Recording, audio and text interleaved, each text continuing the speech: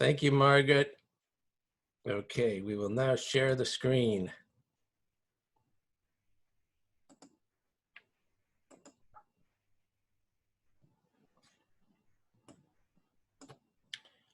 Okay, Musar meditation. That's where we're holding. On the path to becoming enlightened, a number of ways to improve yourself so that you can attain Ruach HaKodesh and become enlightened. You can see it and you can hear it. Thank you so much. I get that. Thank you. Okay. Today we're going to focus on meditating on your own emotions as Rabbi Kaplan teaches.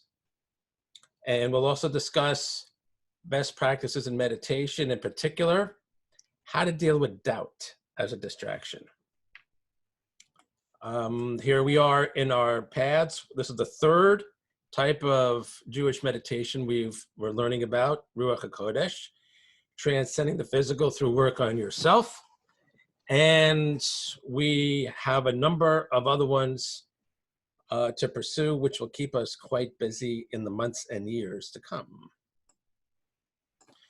Okay, Ruach HaKodesh. As Rabbi Kaplan describes, we're transcending the physical through work on yourself. What is work on yourself? We're defining it here as developing certain personality qualities, including study, carefulness, diligence, cleanliness, abstention, purity, piety, humility, fear of sin, and holiness. Okay.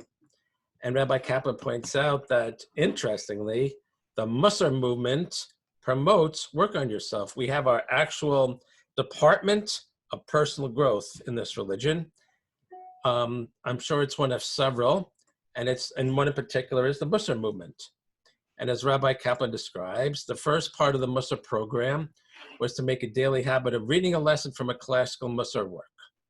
After reading the lesson, one was to spend a short period of time contemplating it and relating it to one's life. And as the individual began to advance, this contemplation became a meditation. So thinking about things is a meditation. So the question is, what are you thinking about? Thinking about it, something that is ethical, moral, religious in nature, all designed to make you a better person, helps you integrate that principle inside. It's like you're digesting food, only you're doing it psychologically. And you improve, you make that part of you, and it's something that springs into action when the opportunity arises. Okay, he gave as an example the idea of rearranging your life. You contemplate on, you might use an example, rearranging your furniture, and in a smaller scale, where would you put this, where would you put that? And similarly, you can rearrange your life. How would I do this differently? How would I do that differently? So you can see that there's already implied a very strong power of mind involved in this type of meditation. Why? Because if you don't have the power of the skills to focus and concentrate on certain things, it's just going to be gibberish. You'll never be able to think through, should I do this as opposed to that? So this is why meditation is the foundation of spiritual living in our culture and in other cultures, because it requires you to be able to control the contents of your mind and accomplish things by rearranging your ideas about how to do things. Okay, that's why we continually will reinforce that meditation is a skill and involved in controlling your thinking, which is a universal definition of meditation. And the better you are at doing that, the more you will accomplish mentally and spiritually. Okay. And we're going to keep seeing how there are numerous Torah examples of this, and the Torah calls for this. One, of course, was Avraham Avinu, Avram, who went through this process of deducing that there's a God by thinking and contemplating. And as we found out, it actually led him to have a conversation with God, part of which we were privy to in the recording of the Torah, at least God's part of it.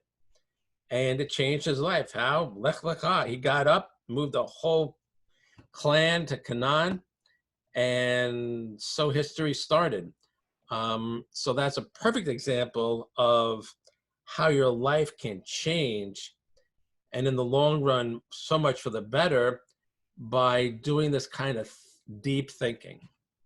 You think about the world in general, which is what he was doing, and he deduced there was a God, and it brought him close to God.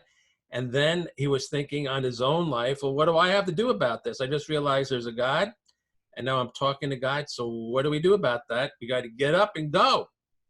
Okay, he made Aliyah, in a sense.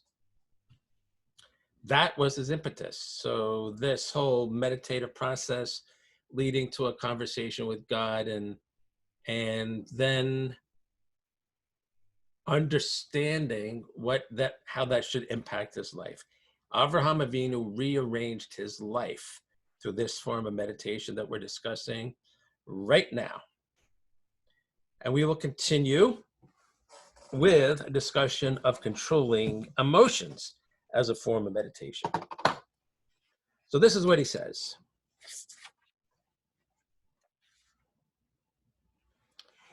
A final focus of meditation can be one's own emotions. Thus, for example, one can focus on the emotion of love in exactly the same way that one can focus on a flower or a candle flame. One can ponder the love one feels for another person and enhance the emotion, experiencing it totally without any outside interference. One can also take this intensified love and direct it toward God or toward one's fellow man. Indeed, the commandments, love God, your Lord, with all your heart, all your soul, and all your might, from the Shema, and love your neighbor like yourself, actually mandates such a meditation. When one directs one's mind to love God and one's fellow man, one provides one's life with an entirely new focus. So several things that are interesting here. First of all, in the realm of emotions, he's starting with love, very good. And he says that actually 2 mitzvot here, one in the beginning of the Shema, and the other one, love your neighbor like yourself, call for meditation in order for you to fulfill that mitzvah. You have to think about what that means, how that emotion of love is operative in order to fulfill the mitzvah. Okay. Secondly, I will share personally that I've done this, and I actually did this with the emotion of hate. Why? Because it was tremendously significant to me that the first time the Torah speaks of sinua, speaks of hate, it is with regards to Yaakov's hatred of Leah. And that's the lashon, that's the terminology. And I'm like, wow. So, and my whole thought process started with, well, we commonly think of hate as being angry and scornful, and it maybe even leading to violence and hate. You read in the media, hate the Jews, and there's antagonism, there's hostility. I'm like, wow, could that really have been what it was about? Maybe, but it makes you think, what are the various ways that people would express hate? And they're not all necessarily extreme. I mean, did he beat her? Doesn't record that. So I went through a process of trying to understand the shades of hate that could be possible. And I felt very bad for Leah, and that's not a good relationship, but what did that result in? So how did that affect their relationship? Did the Torah tell us anything? So that was the process. Hate is an emotion. So, and that's an example of using this form of meditation, reflecting on emotion based on a Torah verse, which we discussed last week, meditating on a biblical verse. So here I combine the two. I meditated on a biblical verse, and with regards to the biblical verse talking about a specific emotion. Okay, and there's lots of examples of emotion emotional words being used in Torah verses, and you can pick one, and you're doing two forms of meditation: meditating on a biblical verse and meditating on emotion. Okay. Control of the emotions is a very important element of self-control in general. Often the concept of self-control conjures up the image of an emotionless, dry, rigid way of life. If a person is in complete control of his emotions, however, he can call forth any emotion he desires and is free to enhance it as he wills. Rather than be controlled by emotions such as love, yearning, or awe, he can control them. One can evoke these emotions and blend them together, painting every aspect of life with a rich palette of feelings. Control of the emotions can thus lead a person to experience a richer blend of feelings in his daily life than the average person generally experiences. So this is kind of mind-boggling. First of all, he's talking about self-control and meditating on an emotion, yielding control of that emotion, which really does make sense. Why? It's because you are objectifying it in a way. You're saying, oh, so this is love, or so this is hate. And you apply mindfulness to it. And instead of it running away with you, you have control over it, and you can feel it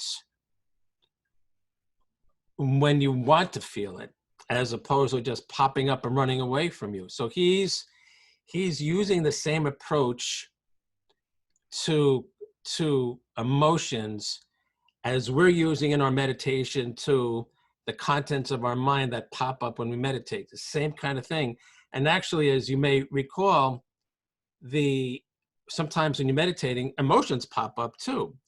So it's through the meditative process. It can even be seated meditation that we're gaining controls over emotion, because if it's emotions that are popping up and we're meditating, then we're applying mindfulness, like, oh, I'm feeling very agitated, or I'm feeling very angry, or I'm feeling love, but okay, I'm still meditating, so I can't run away with that. I've just got to let it be. Okay. And so he's talking about how empowering that is. Why? Because if you can insert the emotion into a situation as opposed to the emotion inserting you into a situation, then you have a lot more self-control and you have a richer experience, because you're the one who's consciously generating your emotional experience of that in that moment. You're deciding, I want to feel this, then that. So you could see how contrary this is to popular, like pop psychology thinking, which says, I can't control the way I feel right now. Well, actually, if you advance yourself with these skills, Rabbi Kaplan is saying, yeah, you can. Just as you can choose to think this as opposed to that, you can choose to feel this as opposed to that. Obviously, it takes some work, but going through the contemplative process, and as part of that, applying mindfulness to the emotions that pop up. If you're thinking about hate, and then you realize what the Torah says about hate, and then you realize that you are evoking feelings of hate within you for a certain something, which happens to people, then, but if you're doing it in a meditative process, then you're applying mindfulness to it, and you're like, all right, I'm in charge of that hate. I can choose to still hate that person, but I can choose to not hate that person. This is true. So you can see how the Torah way of dealing with emotions is contrary to the popular way, because the popular way makes us feel like we're victims of our own emotions. We just start feeling things. No. You may feel something that's undesirable, that's not appropriate, and you can say, well, not here, not now. Okay. That's why this class is called, it focuses on self-mastery, as part of its purpose, because this is the net result of taking the steps towards getting better and better at meditation. You end up control of yourself in all facets, thoughts, and feelings as well. And just as an aside, that's why traditional martial arts is very Jewish in nature, because this is what traditional martial arts is supposed to train you to do. Somebody asked me yesterday, what's the purpose of the Kung Fu training? And my answer is, it's supposed to keep you cool, calm, and collected when you're in the middle of fighting like a ferocious animal. If you are not in control of your emotions, then you are a vicious animal. But if you are in control of your emotions, then you're just deploying animal-like reactions in order to master a self-defense situation and control the situation. So this is what we do. So that the heart of traditional martial arts is the heart of Jewish spirituality, because they both call for self-mastery over everything about you, thoughts and feelings included. So now he takes off to a little bit more advanced level, and this is what he says. The final types of meditation do not make use of any device, but involve direct control of the thoughts. These are usually considered the most advanced forms of meditation. One such technique involves the exercise mentioned in chapter 1, which we kind of discussed, in which you were asked to try to stop thinking for a period of time. All right, everybody, stop thinking. All right, we're all thinking right away. All right, so that's tough, but that's what he's talking about. For most people, this is impossible, and it is an excellent demonstration that the mind is not entirely under the control of the will. After a few seconds of trying not to think, thoughts begin to crop into the mind, and after a short period, they often return in a torrent. Like many other disciplines, this too can be developed. If a person practices stopping his thought flow, he can learn to do so for longer and longer periods. Eventually, he can learn to turn his thought processes on and off at will. This may sound easy, but in practice, it takes years of intense practice to perfect this ability. Similarly with the emotions. I mean, we're not talking about in 6 easy lessons, control all your emotions. And we're not talking about in 6 easy lessons, control all your thoughts. Like, you know, thoughts and emotions are kind of like 2 sides of the same impulse type of thing. So he's acknowledging that this requires work. And self-mastery is not like, you know, you get it after 2 semesters type of thing. It's a lifelong thing, but that's where you're headed. Since this type of meditation does not use anything as a focus, it is often called non-directed meditation. In its more advanced forms, it can actually focus on non-thought or on nothingness. This form of meditation can be dangerous and should not be attempted without a practiced guide or master. So he's actually implying there, you're focusing on nothing. Okay, we're not at that position yet to really get into that. But that's what he's talking about as an illustration of where you can go once you get stronger and stronger at this practice. Okay, and so, but I think it's important to recognize that at least as I understand it,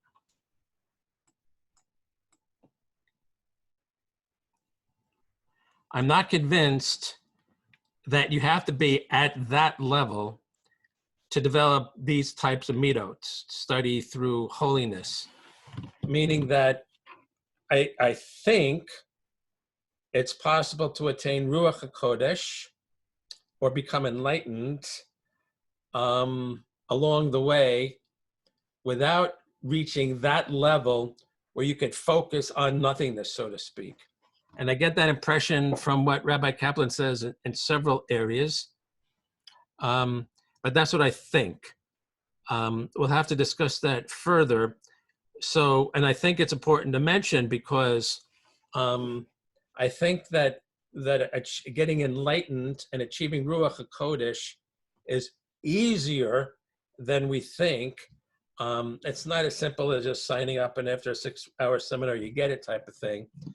But I think that the people who achieve such advanced states that they have total control over their emotions, total control over their thoughts, and can focus on nothingness are like enlightened on steroids. You know, they're enlightened plus, or they have Ruach HaKodesh plus. They've gone into the next level type of thing. So that's what I've concluded. And I think that's important to say because I think it should be people should have hope that it's not just a question of becoming enlightened, it's a question of developing these particular personality characteristics, and then they lead to becoming enlightened, which also raises the question of, do you make becoming enlightened or achieving Ruach HaKodesh and the goal? You know, what are you doing here? Am I becoming enlightened in this practice, or am I trying to become more careful, or am I trying to become more humble? You know, my thinking is that your focus is on developing these midot, these personality characteristics, having in mind the understanding that they could and should lead to becoming enlightened or achieving Ruach HaKodesh. But that's different than saying, I'm doing this because I'm going to become enlightened type of thing. And that's kind of like a complicated way of understanding it, but there is a difference between focusing on what you're doing, but having in mind the larger picture. That's kind of how I'm trying to say it. So I think that's how we need to treat this. If you make achieving Ruach HaKodesh or becoming enlightened as the goal here, I think that's not necessarily practical because there's a lot you can't control in doing this. It has to evolve from your practice. So this is why I say it's the practice meaning the meditative work on yourself to develop these personality characteristics, just having in mind in the background, this is where it could and should lead. And, B'yad Hashem, you get there. But if you don't involve Hashem in the process and say, I'm going to become enlightened, you're kind of denying that it's granted to you, which I think is something that Rabbi Kaplan would say. At the end of the day, your work passes in front of God. And he says, not yet. Or he says, yeah, you got it. To just say, I'm going to become enlightened, even though you may not intend it, does kind of imply that it's all up to you. And we don't hold by that at all. So, and that's why I think like 2 weeks ago, when he learned from Rabbi Kaplan, he said, you do this stuff and you discover God, both externally as the creator and king in the universe and internally as the voice within you type of thing. But I think the importance of that is, like he said, you make him your senior partner, you're the junior partner in the process. So he wants you to become enlightened, so to speak, and attain Ruach HaKodesh. Your job is to do the practices that can get you there, and he'll seal the deal for you as he sees fit. That's my understanding of this stuff. As complicated as it is, I think that Rabbi Kaplan has done a really good job of putting it into understandable pieces. So what we're going to do is, where are we? Here. What we're going to do starting next week is we're going to pick up on this idea of discovering God through this meditative practice and having a conversation with him. Because if you recall, what Rabbi Kaplan said is, what do you do with this fantastic idea that God's both without and within? How do you reconcile that It's not a logical thing. It's not a rational thing. It's like one of these Zen koans that like, what's the sound of one hand clapping type of thing? Like, what sense does that make? And he immediately said, well, you got God, talk to him, because that's how we as humans familiarize ourselves with our world and relate to our world. You talk to God. So, which as we discussed was a pretty nifty resolution of that kind of dilemma, because logically it's like hard to wrap your head around. But oh, all right, well, I accept that, and God, let's see what it's all about. So we're gonna pursue that whole notion of conversing with God through your meditation and how it helps you become a better person. We're going to start that next week. It's a really interesting chapter in this book, Jewish Meditation. Okay. So speaking of meditation, let's talk about doubt.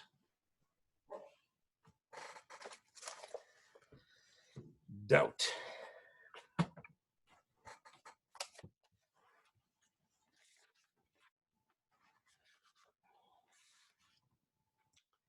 This is from our man Bante. Doubt has its own distinct feeling in consciousness. The Pali texts, so he's referring to his Buddhist writings, good, describe it very nicely. It's the feeling of a man stumbling through a desert and arriving at an unmarked crossroad. Which road should he take? There is no way to tell. So he just stands there vacillating. One of the common forms this takes in meditation is an inner dialogue, something like this. What am I doing just sitting like this? Am I really getting anything out of this at all? Oh, sure I am. This is good for me. The book said so. No, that is crazy. This is a waste of time. No, I won't give up. I said I was going to do this and I'm going to do it. Or am I just being stubborn? I don't know. I just don't know. So that's very familiar, like this existential crisis, which can happen on almost anything about life. Like, what am I doing this for? That he's calling this doubt. It's self-doubt.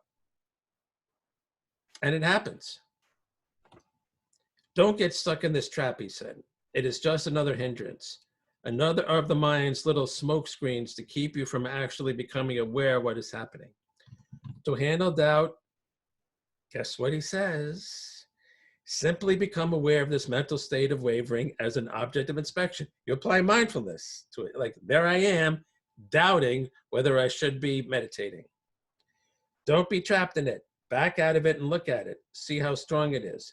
See when it comes and how long it lasts. Then watch it fade away and go back to breathing. Okay, so two things. First of all, it comes up. You know, you can have self-doubt in any number of things. If you have it in meditation, you apply mindfulness of it. You're aware that you're doubting yourself, and then you're aware that you're doubting itself. And as you distance yourself from it, you take the power out of it. You regain the power over the situation. And since it doesn't have such a strong hold on you, you let it float away. That's mindfulness.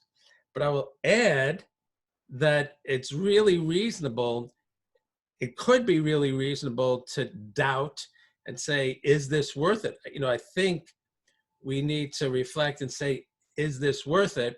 The only thing is, you save that for another time in another place. Meaning, if you're going to meditate, just finish the meditation. And then at another time, when you're contemplating your life and you're thinking about maybe rearranging your life, you can reassess the role the meditation plays, but that's in a separate meditation. Here, we're talking about sitting meditation, where the purpose is to retain your focal point, strengthen the powers of your mind to focus and concentrate. So nothing should disturb that. You got to develop that skill. But if the doubt comes up, like in this case he's talking about, and you think, Mel, maybe there is something to this, then you finish the meditation, and then separate time, separate place, contemplate your self-doubt. Like, what's going on with that? Should I make any changes? Should I do it more or less, stay the same? Do I need to be sitting? Should I stand? Should I, upgrade? So two things that I think that's important to recognize. All right, so let me just one other thing.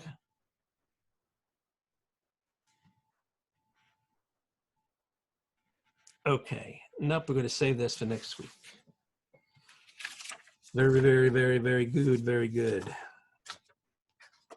Okay.